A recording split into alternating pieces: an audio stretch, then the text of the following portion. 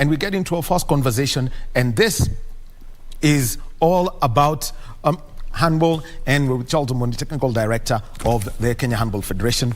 TD, Technical Director, first of all, hosting the Zone 5 Championship. 8 countries here with under 18 boys, and also the under 20 boys. That's the youth and the junior teams. What was the whole feeling for Kenya, knowing that you even got support from the National Olympic Committee of Kenya? Yeah, it was an easy thing, but first of all, good morning, viewers. I think it was a great milestone, I would say, in handball, because we achieved what we wanted, and the support that we got generally from fellow Kenyans was quite encouraging. Not only the National Olympic Committee, we also were supported by the KDF, that is the Chief of Defense Forces, who gave us the venue, that is the Langata Ulinzi Stadium, and he gave us for free. I think that was a very good gesture. Well, and I'm sure some of those youngsters will have to say thank you by applying for, to join the Kenya Defense Forces one day. Yeah, it was quite an experience to them, because majority now realize that armed forces is not what they used to think or they used to know. And you realize that the teams, more so the youth team, virtually all of them are students. Yes, so they were really, really inspired. And you could clearly hear what they were saying, that next they'll be there as soldiers. Well, let's first talk about Team Kenya preparations for the under 18s and the under 20s. This Zone 5 Championship coming just as the school games were coming to a close, the Nationals and the East Africa School Game. What's the background of selecting these youngsters who are to don the Kenya colors? First of all, this championship had been postponed. We were to have it in April. Yes. And initially it was supposed to be in Ethiopia, Addis Ababa. But because of insecurity there, we were requested to host on behalf of the zone. When you look at the events that were taking place, where we had the National Secondary School Games, then we had in Arusha, the East African Secondary School Games, it was a blessing to us, because it was very easy for us now to select the best players that would represent the country. But the undoing thing was that these boys had also stayed away from school for some time. Yeah, it was holidays. It was the holidays. Yeah, so we had to strike a balance. We could not keep them in camp for long. That is why they only came for training for about 10 days, which I believe was not enough, but still I think it was good. And the principals, most of them are very, very supportive. They released the students to us, and all of them now are back to school. So it was quite a challenge to prepare. Okay, now let's move on and take a look at engaging the National Olympic Committee of Kenya, because we know they supported this event. There was the check as presentation event that was actually it was in virtually every media house. What then were the engagements behind the scenes? One thing is that I also serve in the Youth Development Commission. Yes. And this is our mandate, just to make sure that our youth are well prepared for international meets. So we did an application, we had a discussion with the National Olympic Committee, and knowing that by that time we didn't have the CS, the PS, it was not possible to get assistance from the government. We had applied earlier on, and indications were positive, but now that after elections, we were still waiting for the CS. We said that no, we still have to host this tournament. So we approached the National Olympic Committee, and the most important thing that we wanted from them was to ensure that the equipments that were coming for this tournament, to support us to clear the equipments, because it was not an easy venture. That was costing us almost $500,000, and also assist us in making sure that these kids are placed in a good place. They supported us. And lastly, also, they say that they're going to kit the kids. And that is why you saw them donning very nice tracksuits. and the uniforms were also perfect and to the standard. So the National Olympic Committee came in handy. And it's not the first time they're doing that. We've seen them doing that to other federations. Yes. So I think that is the step to the right direction. Yeah. Now, let's talk about the equipment that you are bringing in, because when you're hosting a championship of this caliber, we will not use our normal surfaces at Nyayo, I mean, if it's Nyayo or Kaloleni or basically Pika School, but specific equipment must be used. What is it that you needed to bring in, such that anybody from IHF Africa who came in as an observer would say this was a legitimate tournament? Okay, first of all, for the surface or where we play this kind of a championship, it's not really restricted. This is the first time that we're having it in an indoor and in a better facility. We've been to places like Zanzibar, we've been to Uganda, where there are no standard fields. But the idea of this championship is to give us a pathway where these players, the young ones, can also compete in the World Championship. Because after this first round, the zonal, we now go to the continental, and then now whoever wins there will represent the continent in the World Championship. So when we take that approach, you realize that Egypt was not participating, and Egypt is on 5, because Egypt already they're established, but they're giving opportunity to teams that are still developing in terms of handball. So they're really not very strict about the equipment that being used. But nonetheless, what the International Ball Federation does, when you are hosting, they also support you. They give equipments like balls, the nets, the uniforms, and the coaching boards, these small things. And I think it's a very good thing also, because what we do once we receive them, we also distribute to countries that participated. Like in this time around, what we did after the championship, when we were doing the presentations, first of all, we gave out to the countries that are there. We gave them balls, we gave them the coaching boards. The referees who are there also, and the table officials who are local, were also our given whistles, punishment cards. So whatever comes, we give out to countries and then keep some for development programs for the federation.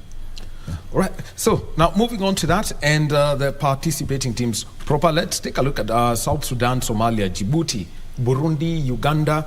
Zone 5, basically, you'd have just to look at the Indian Ocean coast and the East Africa community countries, include Ethiopia, Rwanda, Uganda, and Kenya. When you bring in these young people, besides the competition, what's the first induction process that you would give them for this kind of tournament? What we realize as handball family, handball being a team sport, these kids these young men, these youngsters, they need to get that exposure, the international interactions early enough. And we always advocate nowadays that for a player to play in the national team, the senior team, he must have played at least 8 international matches. So I would say that international tournaments, not matches, yes. So I would say that what we tell these young men, this is an opportunity for you to showcase your talent and also prepare you to play in the senior national teams. Yeah. Okay. So first of all, the Kenya under 18s, just taking a look at them, they finished 3rd in this tournament. For a start, you could just give us, an outlook of this under 18s competition, basically what is known as a youth competition. The youth competition, ideally we target students, because when you talk of under 18, these are players who are still in school, and we expect countries to get their players from schools, mostly. But what we saw is the contrary. Apart from Djibouti, Kenya, South Sudan, the rest, most of them were very old players. They have played less than 18 internationals. Yes. Not rather than being under 18. Under 18. In terms of age. I think that is a challenge, and I know it was noted also. And I don't know, a report has already been done. We are waiting for the outcome of that report. Yeah. And actually, because it's a problem people have seen in different competitions. So football at one point said they would be doing the wrist checks at times, but due to what I would call differences in development or diet and environment at times doesn't give a true picture. What are the checks for this? As we advocate for the MRI, but when you look at the cost, also the cost implications, at times we shy off, because already it's very costly to host this. So when you engage also MRI, I think it may not really be cost effective. And one thing that I try to do as one of the leading technicians within the zone, I talk to the presidents of the countries just to try and be honest. We were engaging every day before the championship. But what did we see? But anyway, with us as Kenya, we were not there to win. We were there just to give these kids, these young men, these youngsters exposure. And I think they've achieved what you wanted. Well, and there it is, a third place finished. Looking at the competition that was played there, with countries like, thinking of Burundi, thinking of Rwanda, there's Uganda also. Those are the countries that you would pick up very easily because of the East Africa School Games. What's the state of the game in the region? I would say that the game is growing. And like before, the game has really picked. And you see, like Rwanda, one advantage they had, they just hosted the Africa Youth and Junior Championship a few months ago. So their team was intact. After playing that, they continued training, preparing for the Zone 5. And you remember that one is a bigger platform than the Zonal platform. So I would say that the zone is really coming up well. And in the near future, we are going to challenge other zones. And where would you now place Burundi, who picked the under-18 championship? What's the whole story about that? Burundi, yes, they won. But to me, I don't think whether it is of any use to them. Because when you bring older players with already the national team, senior national team, I don't think that is the purpose or that is the essence of having this kind of a championship. The idea is to help these youth develop and work together. You see, like our team now, we'll make sure that we keep it intact. And by the time they are going to join the national team, probably 5 or 6 of them will have a very strong side. But what will happen to Burundi, and this is not the first time we are seeing this. I remember like now the current generation that we have in our handball, the current players, played the IHF trophy sometimes back in Burundi, and I remember we were number 4. They came here with the same national team, they were beaten, and now the player who are playing, our players who are playing there in the junior are now the best. But the Burundi players who were there that time, they already fizzled out because they are now very old. And at that time they were 18. Our players now are 24. Theirs, I am sure they are over 30.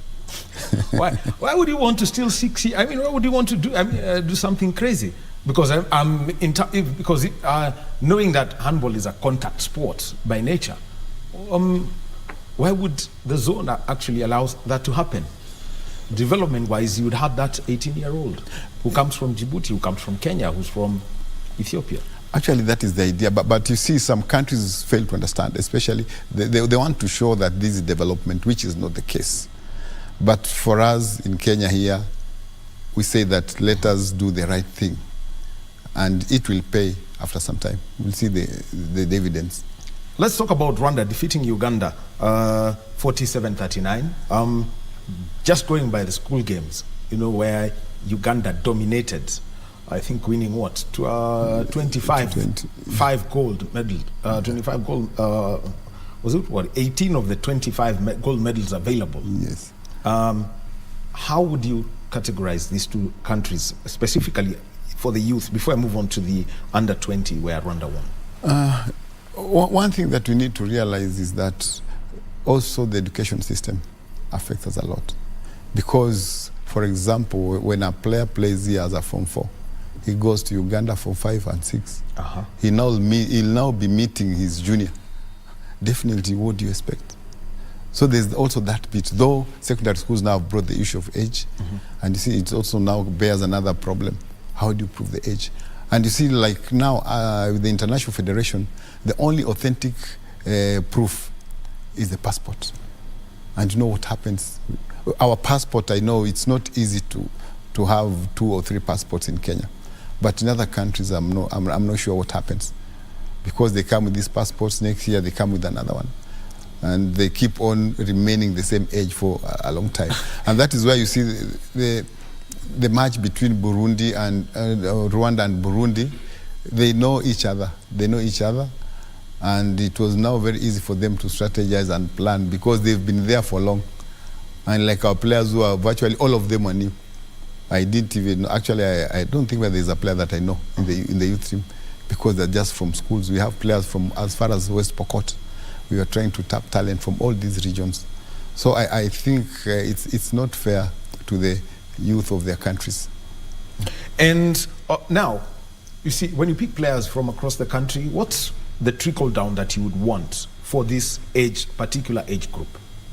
The idea, you can imagine, Wahome, if today you come from West Pokot and you're in the national team, you will be an inspiration to your team back at home. So we don't want to deny you a chance simply because there's no much handball being played there. You are now our ambassador down there. And these are really, we've really seen this one working. Go to, like, for example, like Western, go to Bungoma. Most of the players, they draw inspirations from those who are already in the national team. When you hear that, oh, he was a schoolmate, he was a school captain, and currently in the national team, they have gone to Rwanda, they have gone to Morocco, you also get inspired. So ideal is to also assist those who are down there to know that they can also make it to that level. Yeah.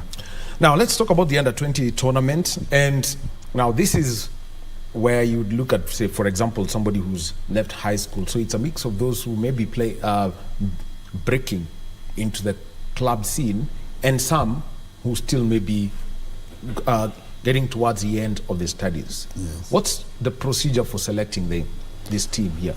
This one, what we did, for example, like in Kenya here, we looked at our national league, and you realize that in our national league also allow schools to register as clubs.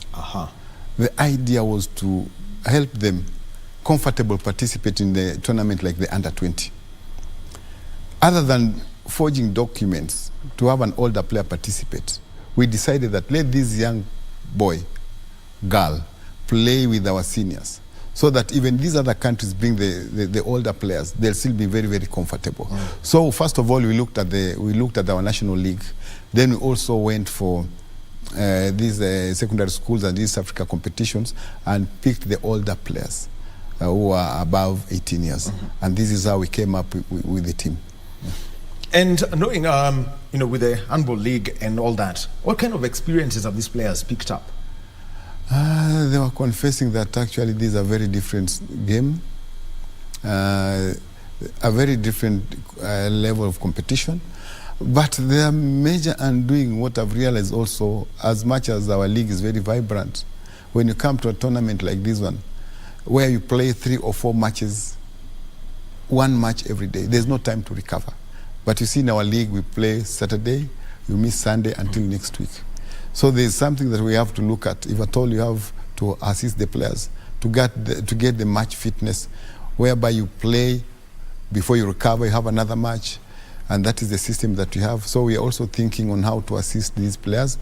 But most of them, actually not, could be a very small percentage, have played even at Nyayo. Now to make it worse, they will take them to indoor, whereby it's totally different from when you have our outdoor. And that is why you realize when the team started, they were playing very well in the first half. Yes. But they burn out. This is just inexperience. It's not the coaching, it's not the player himself, but the experience which was working on them, against them. When you talk about, I'll talk about 2 things, the inexperience and also the change of surface. Yes. How do you get these players, say somebody who plays at Kaloleni, now to adapt to play at Nyayo, or where it even gets tougher to go play at the Ulinzi Sports Complex, or even for those who are in school, moving from grass to to this solid surface? Actually, okay, there are so many things that are working against this our players, because you are from school, whereby you cannot use the wax. We have these handball wax that used to help a player get a better grip. Now it's even worsens everything. because the work, there's also a technique, there's the how to use it. So these players were really, really disadvantaged. That's why we were saying that had we gotten this player for let's say like a month, I believe we could have had better results, even if these other players were older. Well, if you were just to use the palm of your hand, I mean, you could tell us about how you know the wax does, so such that it gives you better grip. The wax, okay, wax is like, I would say it's like a gum. It's actually a gum. So when you hold this ball like this, no sweating, no nothing. But now the way you need to throw that ball, you use the wrist. But you see, when you are using this normal throwing, you use the arm. The arm. Yes. So that is the difference. And when you use the arm and you're using the wax, the ball will just fall down there. It will not go anywhere. So you're actually supposed to drop it. You push it. Push it. You're supposed to push it. And release it. And release it. But now when you're using the arm, you cannot do that. So these are techniques that also, it takes time to be able to use this. Yeah. Well, quite interesting. And now Kenya finishing 5th, and this was at it. What kind of competition, you know, and the things that you saw, would you say that were the learning lessons now picked up from the under 20 side, and how, you know, they manage the inexperience you mentioned? I think what we've learned is that we need to have we need to have a national team in place for the youth, especially under 20, because majority of them have finished school and probably at the universities. We had students from JKUAT, Kenyatta University, playing in this team. So we need to be bringing them together to play for a longer time. Otherwise, what we did, the 3-4 days that we had for training was not enough. And you see, it's so dangerous for them because the system that they use in schools or different colleges are totally different. Unlike those who are in the league, the pattern is almost the same. So it is very easy for them now to gel. But now when you get players from other institutions that are not in the league, it becomes so difficult for them to work together. And also, I think what they also lacked was you need somebody who's very experienced to be your playmaker. He's able to determine the speed, the pace, the direction of the ball. But at this level, we didn't have somebody outstanding who would really play as that role. So I would say that we now have realized that it's very important we put these boys in our teams. They can even have a training for 2 weeks, or no, rather 2 weekends per month. And I've already been directed on what to do, and I think this one, we are going to see it being done very, very soon. And now let's make it now down to this. The differences in playing patterns. Educational institutions versus the league. Where is that gap? Because I would try to think of a country like France. If you were to play against the French in a game of handball, or even Qatar, so to speak, you'd find that there is, how would I put it, a consistent form of play that they're using. That from the bottom to the top, it's same. Yes, that is why we had a training sometimes back. The expert who was here for coaching, Zoltan Makzinka from Hungary. He was here for 2 coaching workshops.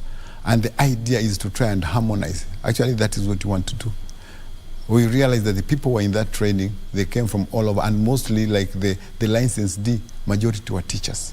So that when they go back, they can have the same mindset, the same thinking, and produce almost the same product. So if this kid, we start with the primary school, he comes to secondary school, gets the same coach who was in the same class with the coach who was in primary, he'll still now develop that skill. Then lastly, when this kid comes now to the league, there's that consistency. So what I know that we are very soon coming to do now as a federation is we want to come up with a definite program, a definite system for the country. It will now help us.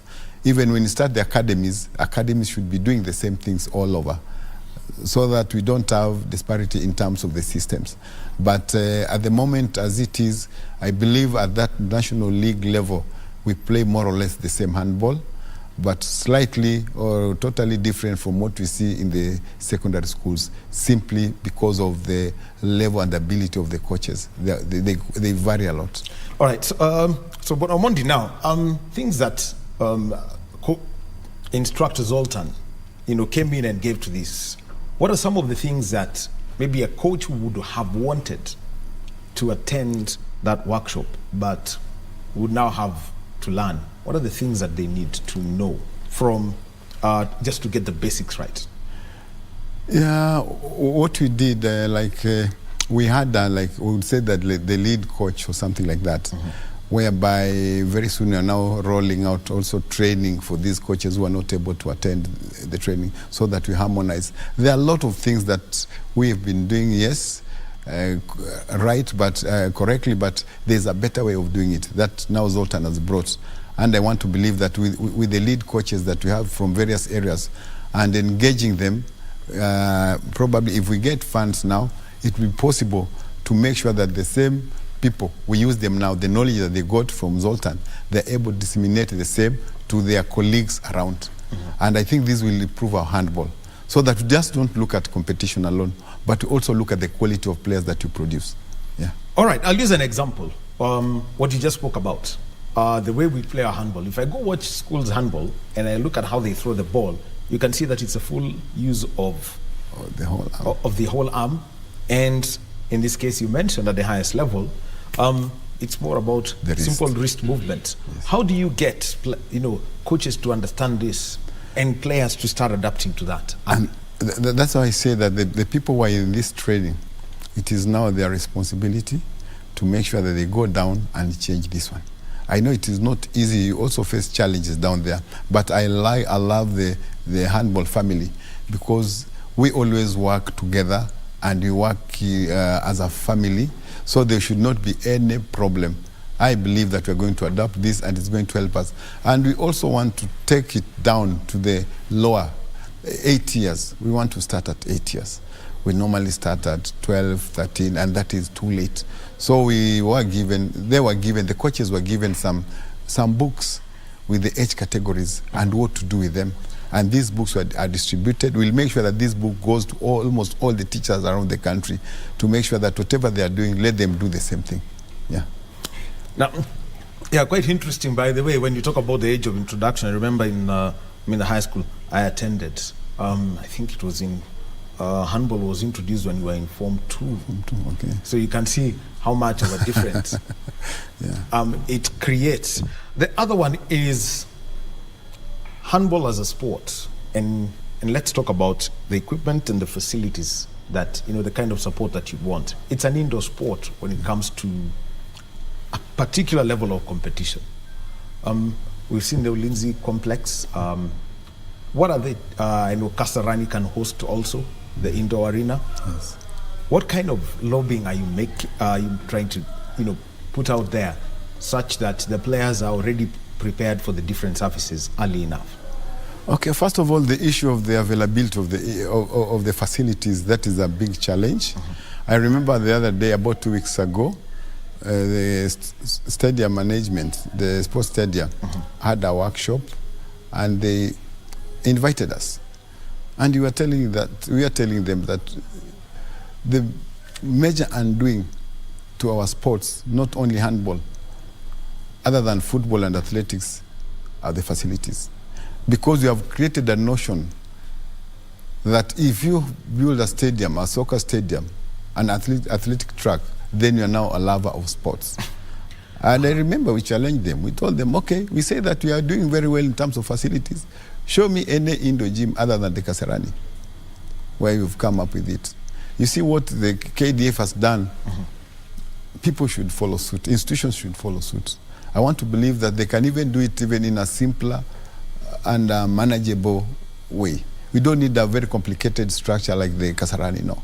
That Kasarani could have built, I would advocate to build about 10 indoor gyms like those ones of Ulinzi Sports Complex. And these will help not only handball, because these are multi-sports gym, like the Ulinzi complex. Once I remember I saw basketball being played there, volleyball can be played there, handball can be played there, and netball. So it will also help us a lot, and this is what we are trying to also talk to the governors, the few that we know, other than building the stadium. Yes, build the stadium, but also let us also have something for these indoor sports.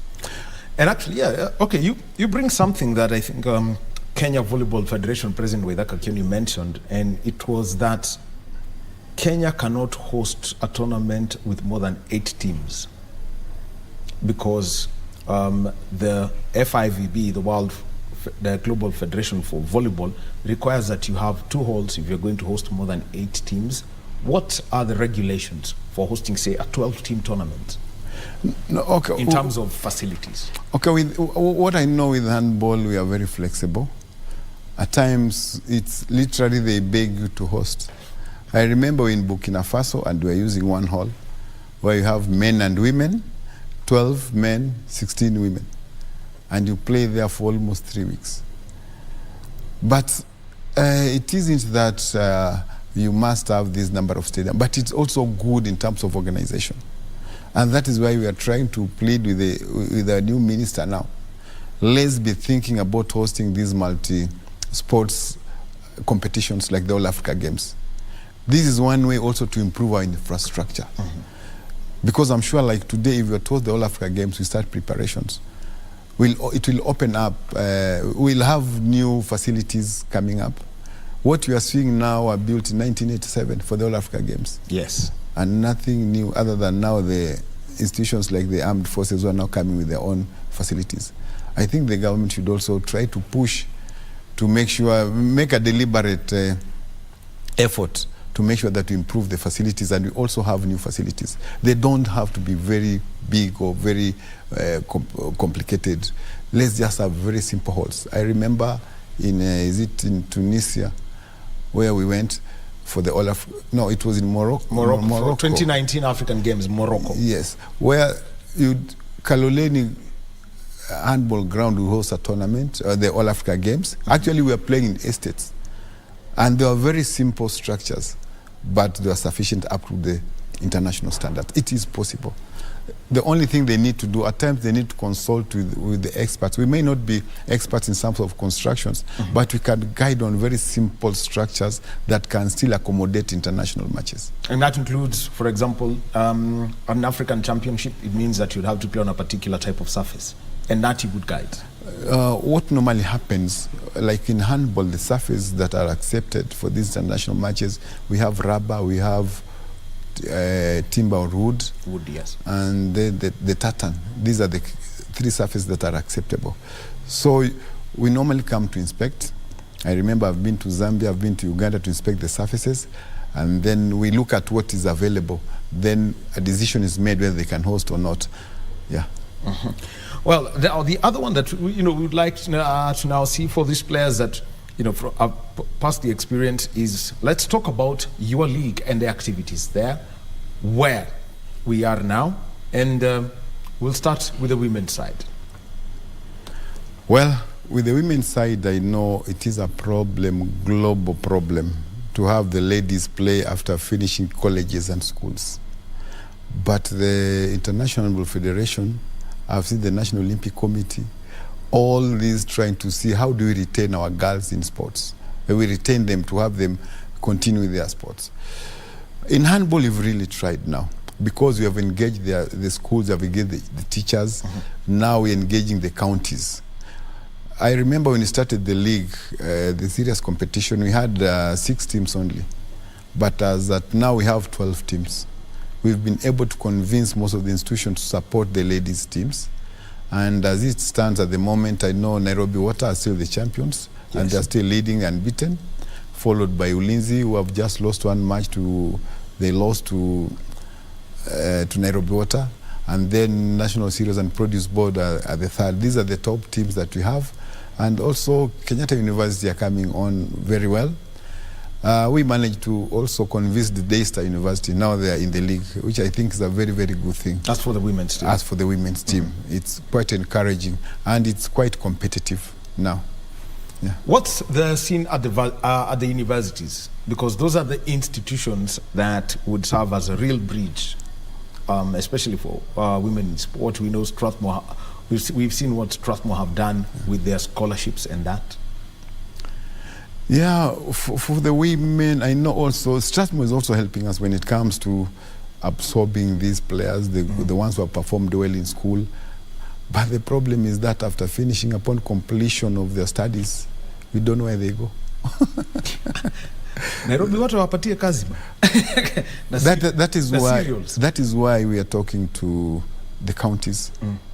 If they can also have the clubs, they can have their teams. And I've seen Nairobi City County is there now, Kericho is there, I know Siaya is there. We have various counties that have now started handball. And this is one way also to allow the players to remain within their areas. You don't have to come to Nairobi to look for a club. If you are from, let's say, Nyeri, you don't have to come this way. Just pray for the Nyeri County. And that one, I believe, with that approach, will not lose most of our players upon completion of schools. Yeah. Well, and what are the counties saying?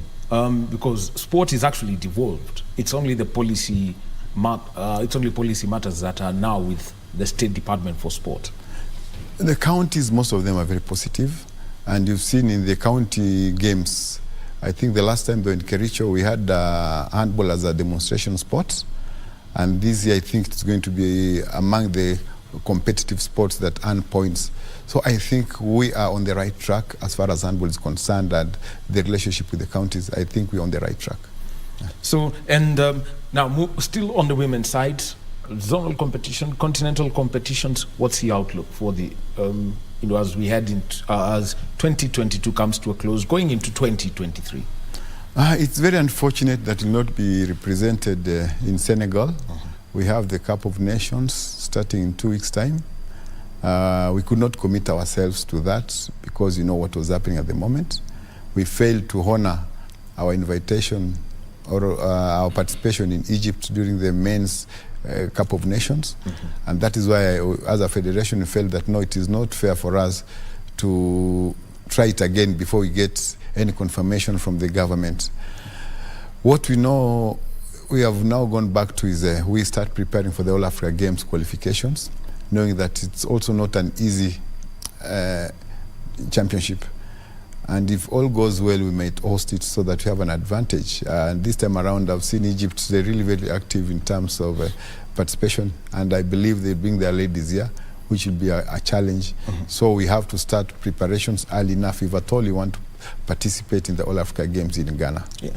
Well, actually, that's a very interesting one. A lot of conversations going on about that next year's championship, and already I think that's one of the events that have been put there. The other one, by the way, before I forget, the Africa Youth Games next year. They were supposed to be hosted. I mean, they've been delayed by a year. By 1 year. So what's the plan around this? Well, it's just the same thing. What I know is our coaches are still trying to come up with a team. This time around, we start our preparations early. And the beauty of all this is because the National Olympic Committee also has a program to ensure that, for example, I know like in December, we'll be having a youth camp. And this one is also targeted towards the African Youth Games. So this is where we're going to start from. Yes, December. So you can imagine we start our preparations in December. For about 2-3 weeks, we'll be with these kids. Then after that, we'll make a follow-up on their programs. We'll come up with programs that they can keep on doing when they are back to their various places. All right. Brilliant. Now, let me touch on now the men's. You talked about qualification, so I think I'll let you do this for the African Games. I'll let you do this from a global scale. Now, talk about the men's side. This is where we have Black Mamba, Lindsay, Sirius, the men's league. Well, the men's league is very competitive. And as we always tell them that any team is free to win. I remember the other day when GSU was playing Kenyatta University. Obviously from the onset we think that this is like our cover. But it was a shocker to GSU. They lost, and they lost clean. We have seen Kenyatta University beating National Cereals and Produce. We have seen Strathmore beating Ulinzi. So I would say that the top 10 teams in the league, the top 10 teams, any of them can win any match. So you don't have to risk by underrating any team. it is very, very competitive. And then the question is then keeping this momentum and moving on to, if you're going to go to the regional club competitions, African club competitions, what's the scene there for a team like Kenya? For the Kenyan contingent.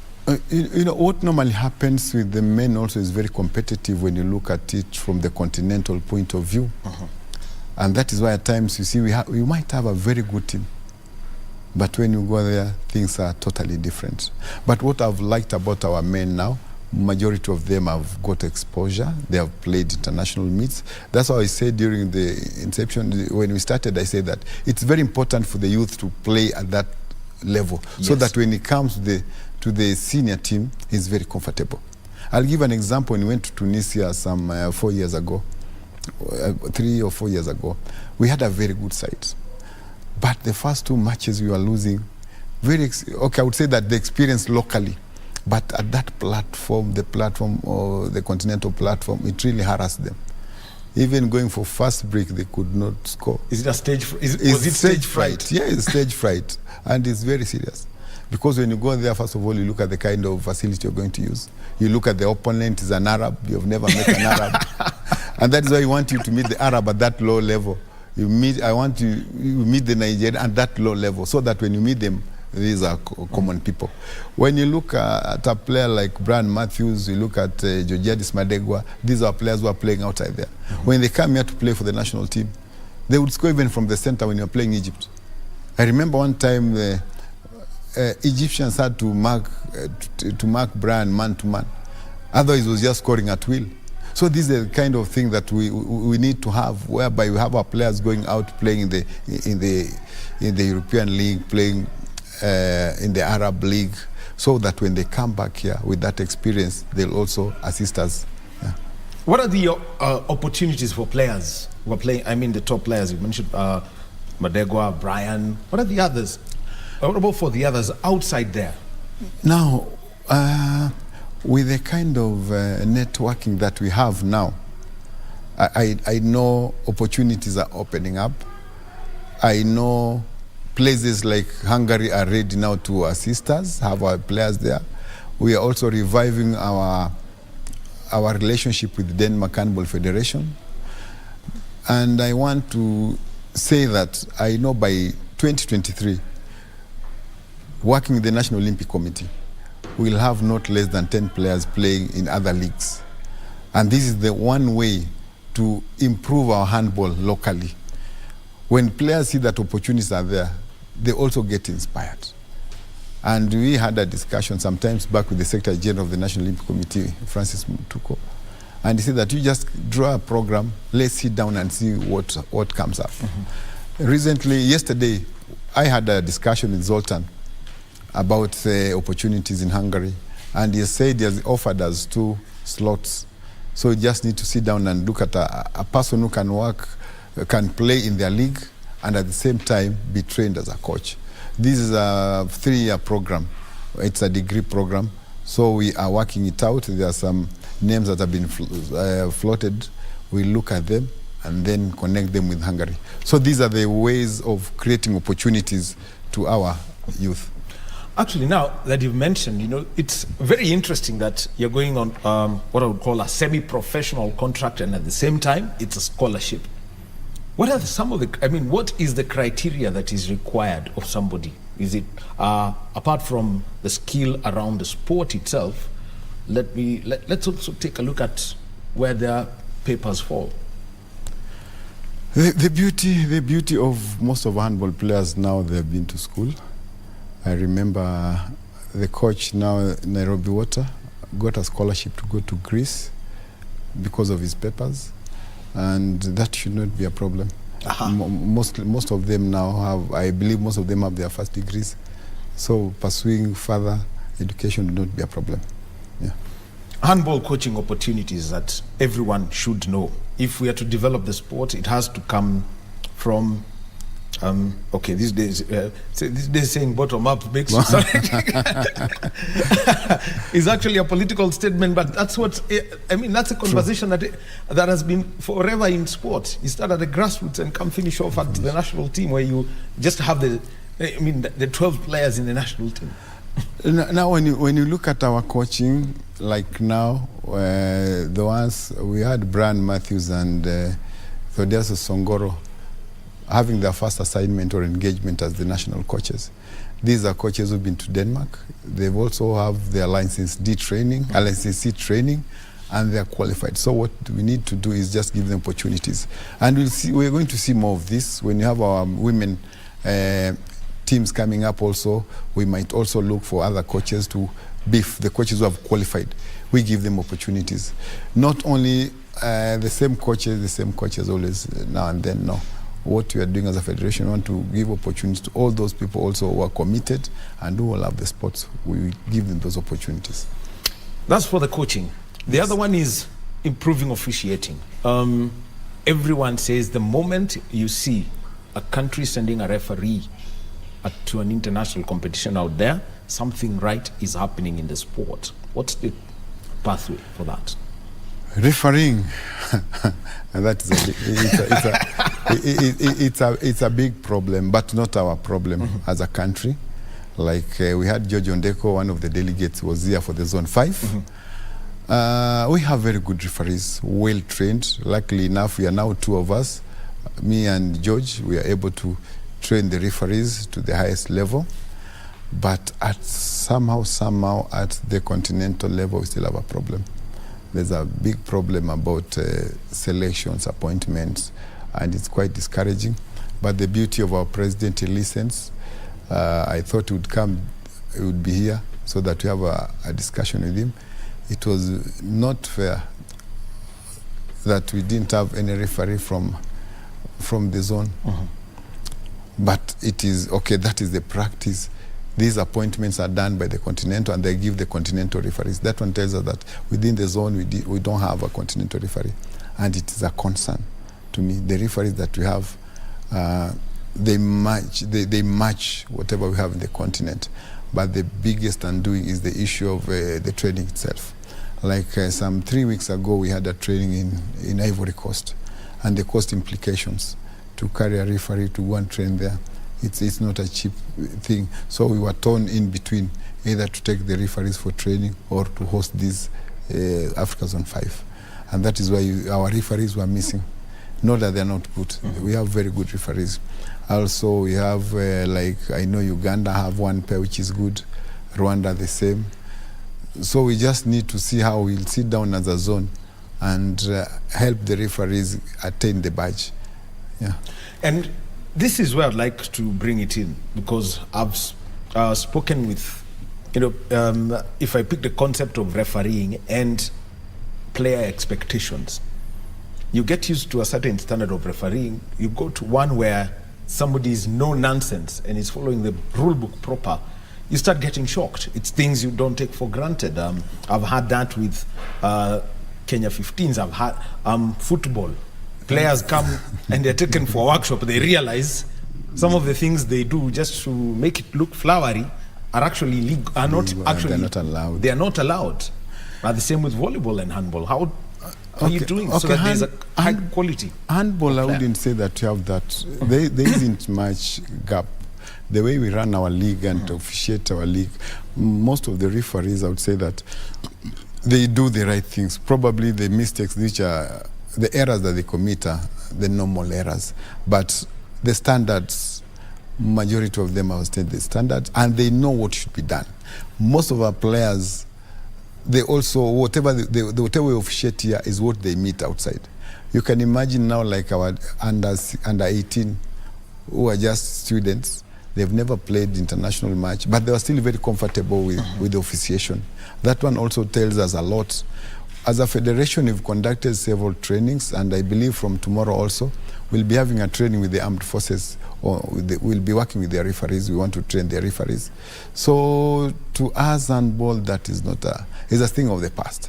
I remember before, when we were still players, that's the time we'd meet rules that would call strange to us, because they've never been applied locally. But when we took up that task, I think our players, our referees are at par with the international handball. Now, something you mentioned about recovery, and this is very important. the strength and conditioning physio ecosystem. What are the opportunities available? Wow. I think now, with the help of the National Olympic Committee, they have a commission. They call it, is it the coaches commission? There's a commission. That's there's a commission. That's the one that's Kim and Jeffrey Kimani yes. leads. Yes. The medical and physio commission. Yes, they always are there available to assist the national teams. If you have a time and good program, you just apply to knock and you'll be assisted. As a federation and as in our league, I know most of the teams now, they've engaged their physio, they've engaged people for strength and conditioning. I know like Strathmore are doing that. Sirius Board have already started. And whenever they come to the national team also, when we have time, we also have the same program for them. Yeah. All right. Thank you very much, Technical Director, Kenya Handball Federation, and Charles Omondi. And the conversation we've been having is all about handball, because for the last 1 week, Kenya has hosted 8 nations, but in total 16 teams, and all have got to do with the youth, under 18 and under 20 teams. So thank you very much, TD. Thank Kenya, the under 18s finishing 3rd, the under 20 finishing in 5th place. The technical director has mentioned that there was a little bit of playing around with the age, but that should not deter the youngsters from growing in the sport. We take a short break and we will be back with a conversation about a sport that many would think is netball, but it is not.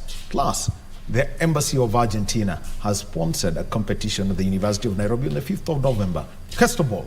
Let's talk about that sport after this break.